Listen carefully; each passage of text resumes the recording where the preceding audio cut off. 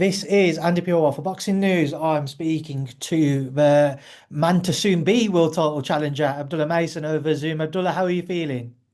I'm good. I'm feeling great. How are you? I'm very well, thank you, sir. Very well. As I mentioned there, soon to be world title challenger. You're a matter of weeks away now. Only 21 years of age, Abdullah. When you put it into perspective like that, does it surprise you how quickly you found your rise? No, it doesn't surprise me. It doesn't surprise me. It's something I've been prepared for, and I felt like with the focus that I have, and with my team, my brothers, my father, that it's possible that I'm able to do this. Have you found there's a shift in expectation at all on your shoulders, on your team shoulders, obviously moving forwards? Because let's say, I have to speak kind of in between, in the middle, I can't take sides. So if you are successful and you beat Sam Noakes, there's going to be that expectation then, big fights all the time, big unifications, all the big names. It's almost like, even though you're only 21, you can't kind of take your time again then because you have a world title around your waist. Yeah. I also have big expectations for myself, so I wouldn't say that's something that would be foreign to me. When you were in boxing, everybody, the fans, the commentators, your team, everybody's looking for you to push forward and take the best route forward. And for me, that'd be huge. Me being 21 as a world champion, everything from there would be big. So I just got to be prepared mentally and physically, inside that ring. I'm sure, like most, Abdullah, your preference would have been to be able to fight somebody for a world title as opposed to a vacant title. But it's the position you found yourself in. And Sam Noakes, um, do you feel like if it is to be a vacant title, somebody like him is a challenge you're looking forward to? Somebody who's going to come forward, is going to be aggressive, a non-stop kind of a aggressive fighter. I mean, it doesn't matter how they come, vacant or competing for somebody who already has it. You know, at this point, it's whoever's at the top that's earned their spot, and Sam Noakes is the one who's earned his spot right next to me, and we're both contending for that world title. So I wouldn't say, I prefer this or prefer that. I get it how it comes. What's the key for you in this fight, Abdullah, to counteract somebody like Sam with his style? Just stay sharp. Keep my eyes on him. Sam Noakes, he's pretty strong. Some of his punches come out of nowhere for sure. So it's gonna be a great fight. For the both of us. One thing Sam doesn't have a great deal of experience with is ring time with, say, American fighters, whether it be, I don't know if maybe he might be different in sparring, and obviously he had that Shakur Stevenson spar, but aside from that, he won't have had much kind of background with dealing with them. How much of an influence do you feel like that will be? Because obviously the different styles that American fighters, British fighters, European fighters all have before they fight each other. I'm not sure how much of a difference that'd be. You will have to ask Sam. I'm not really in. Well, I would say we are in the same position, but you have to ask Sam. How would it be him facing an American fighter? I'm not sure. How many I don't weeks? know how things are going to his training camp, and vice versa though. So we're. I feel like we're going to be kind of a new experience for each other in the ring. We're both in the same place in our careers. When people talk about Sam, there's kind of like a, a lot of people suggest maybe he's a little bit one-dimensional with his approach. What do you make of him stylistically for yourself, and how do you feel like it bodes well for you when you do share a ring? I feel like my preparation will allow me to prepare in a. I'll be ready for anything that Sam has coming, but at the same time, a lot of those fighters that people say are one dimensional, usually they have a lot more to them. When you step in the ring, you can see that. You can see why that one dimensional style is getting them to where it's getting them. They stick to that one thing, or that's that one thing that's giving them success, and they kind of perfect that one thing. So I just got to be ready for that so-called one-dimensional style.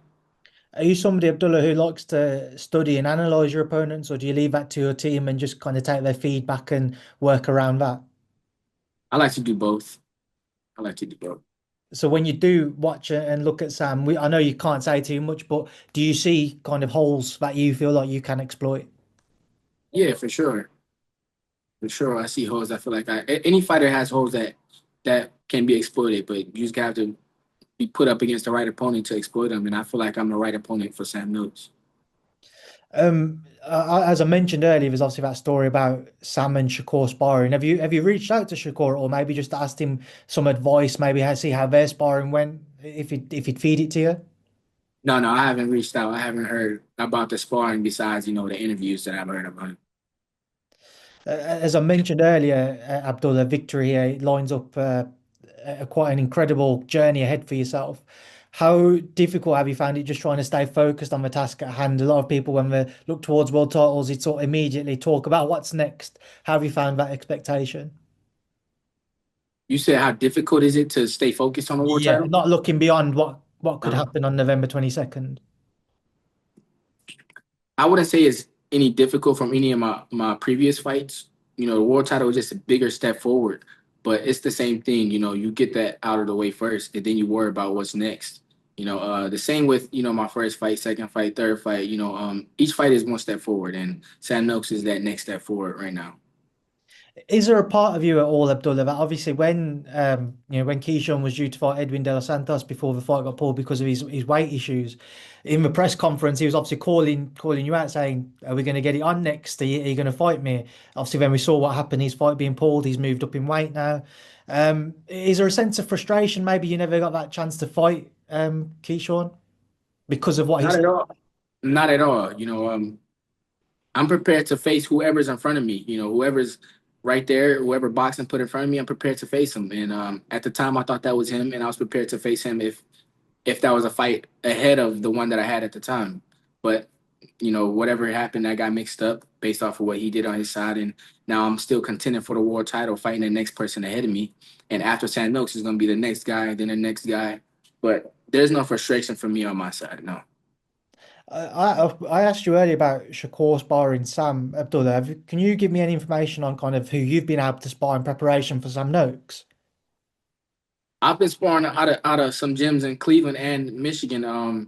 From Cleveland, there's a gym, Empire Boxing, and Michigan has got this gym, Super Bad. Shout out to both those gyms. They have some good fighters, tough fighters that allow me to prepare in a good way.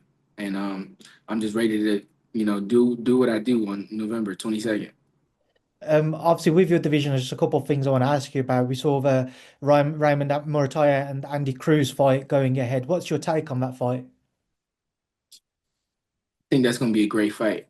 I saw that news. I'm be tuned in. Obviously, just because obviously Raymond's been with Top Rank and yourself, if he comes through Andi Cruz, is that something you want to push for, try and get a unification on? First things first is Sam Noakes. I'm open to anything that's next. I appreciate that, Abdullah. I had to kind of push a little bit. Just a couple of the fights to get your thoughts on. Obviously, I'm the same card as yourself. Is the Devin Haney Brian Norman Jr. fight. What's your take on Devin versus Brian? I'm gonna be tuned into that as well. I feel like it's gonna be an exciting fight. They both have great styles, and it's gonna be a good style matchup. And it's about who has as always, about who has the better preparation. We also have an exhibition on the horizon between Gervonta Davis and Jake Paul. Do you make much of that? What do you see in terms of what Tank gains from fighting somebody like Jake at this stage in his career?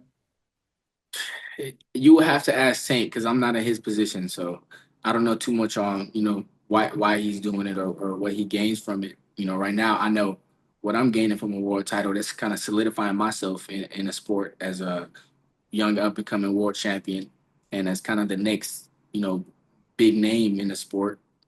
But you'll have to ask him that. Will you watch that fight? Do you hold an interest in it?